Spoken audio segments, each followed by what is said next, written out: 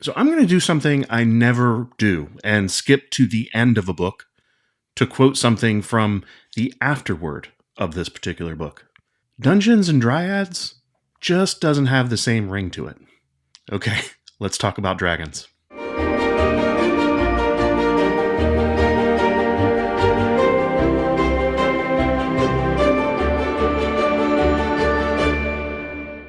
Welcome to Geek Philosophy, where we love geeky wisdom. If you're new to the channel, my name is Brian, and we release new videos weekly, so please consider subscribing and turning on the notifications so you don't miss out on anything. It really does help, so if you watch this and you're not subscribed, please, hit the little subscribe button. Thanks. So in one of my recent videos, I provided a few suggestions for gifts that you could give your Dungeon Master or Game Master. And I mentioned that I found the Game Master series of books really useful as a DM. I also mentioned that I didn't have the newest Game Master's book of Legendary Dragons. Well, not true anymore. After seeing the video, the publisher actually reached out and offered to send me one so I could take a look. And they didn't ask for a review, they just said if I wanted to share, I could share on the channel. And this was one of the first times that anybody reached out for me to review one of their products, so I said, sure, send it my way.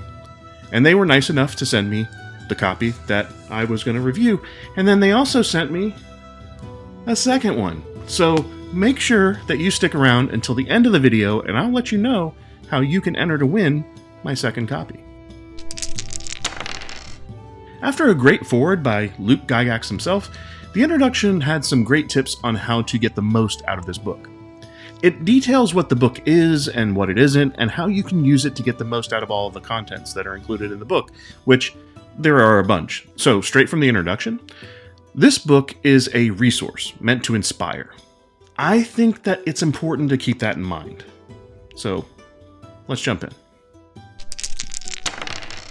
So in the first section of this book, Legendary Dragons, there are over 26 of them, so it covers about half of the book. The art is awesome. I really, really like it because it ties in with the information that they provide for each of the dragons. They're named dragons. So they're dragons and technically they're monsters in D&D terms, but I kind of look at them more as powerful NPCs. In addition to the backstory, each entry includes a hook to kind of bring them into the encounter information, and dragons' tactics and treasure and lair information.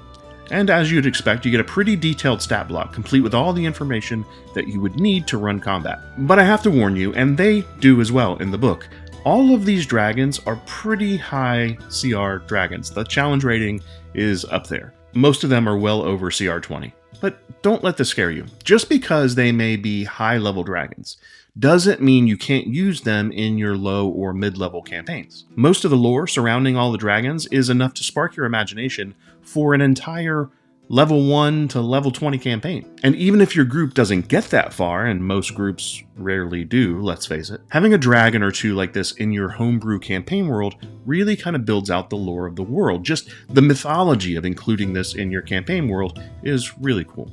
And including them in your campaign world means that there could be wider ramifications. And that's where the rest of this book really shines. I could go through all of these big dragons and give you detailed information, but just get the book and you'll see how great they are on your own. I think some of the most important things is how having these types of dragons in your campaign world affects everything else. To quote the section introduction for this part of the book, draconic creatures have a wide-ranging impact on the world around them, shaping economies, fostering cults, and shifting the arcane. Those of you who have been following the channel for a while know that I tend to use an encounter response format in my games. And for any given introduction to the world, I ask myself, what are the effects on the world and its society? What potential changes are likely to occur? And what conflicts may arise?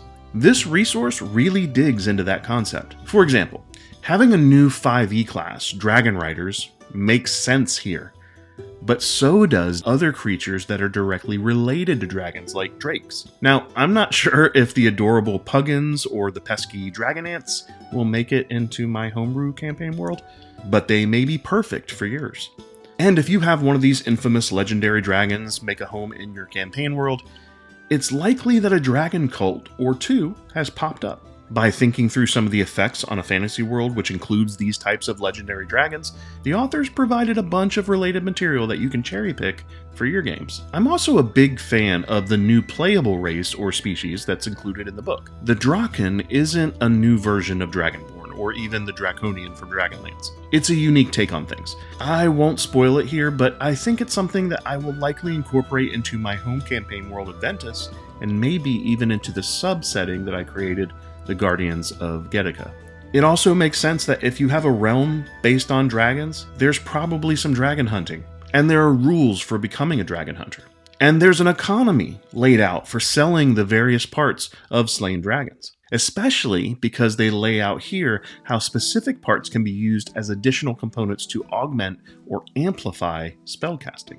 I also really like that one consequence of having a realm of dragons was the need for several airship options in aerial combat. I mean, if you aren't a dragon and you're trying to fight them and they go in the sky, how are you going to do it? Well, airships work. So I wouldn't call this book a campaign setting. The legendary dragons and all of the associated consequences of having them in the realm make sense. So it wasn't intended to be a comprehensive campaign world, but there is enough that you could just tweak this and build your own dragon-based campaign world. You could do it. I didn't dive too deep into the one-shots yet, but after a read-through, they look pretty good. They include a venture designed for levels 3 to 6, another one for levels 8 to 12, and another one for levels 17 to 20. I haven't run one yet, so I can't speak to how it all plays out during gameplay, but I will say that the descriptions and the box texts and the maps are all really clear, and the DM notes are really helpful for fleshing out information. And they've even included some old school randomized tables.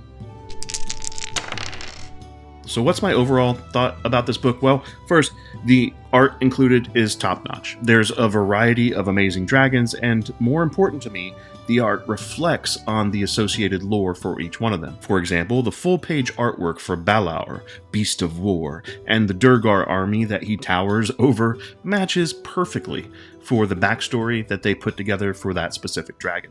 But where this book really shines is as a pick-and-choose buffet for Dungeon Masters. If you're a game master who has a fantasy world beyond D&D, you can find stuff here. If you are someone running 5e, it's a direct relationship here with the rules and everything, but you can still mine this book for a lot of different ideas. And I think that you can find things for a variety of campaigns. It goes without saying that there are a ton of high-level dragons that are great for a variety of 5e campaigns. But the fact that this book also focuses on the other elements of the world that are affected by these types of dragons, it's really great. Odds are you won't need 24 varieties of legendary dragons for your campaign, but hey, maybe you want to do your take on how to train your dragon and you want to use the D&D rule set and plop the Dragon Rider section right in, go for it. Or maybe you want to incorporate a dragon cult into your homebrew campaign world, complete with the legendary dragon and the lore around it that they worship. Or maybe you already have monster hunters in your game and you want to implement a black market dragon parts type of economy. Maybe you want airship combat and you really want to snag all those rules for your campaign. Go for it. Overall, I think it's a great addition to the game. I think that this is one of those things that you can keep on the shelf or keep in your bag and you can use it for a lot of different purposes.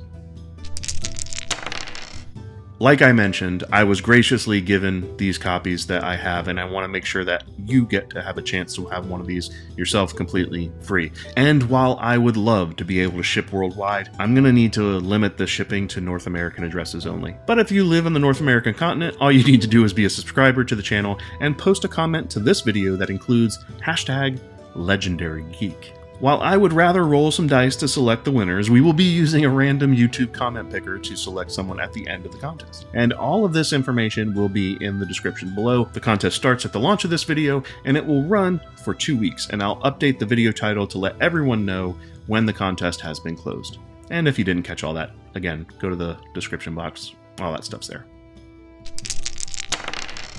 Thanks for sticking with me while I reviewed the Game Master's book of Legendary Dragons. I'd like to leave you with a little bit of geek philosophy from the bard himself.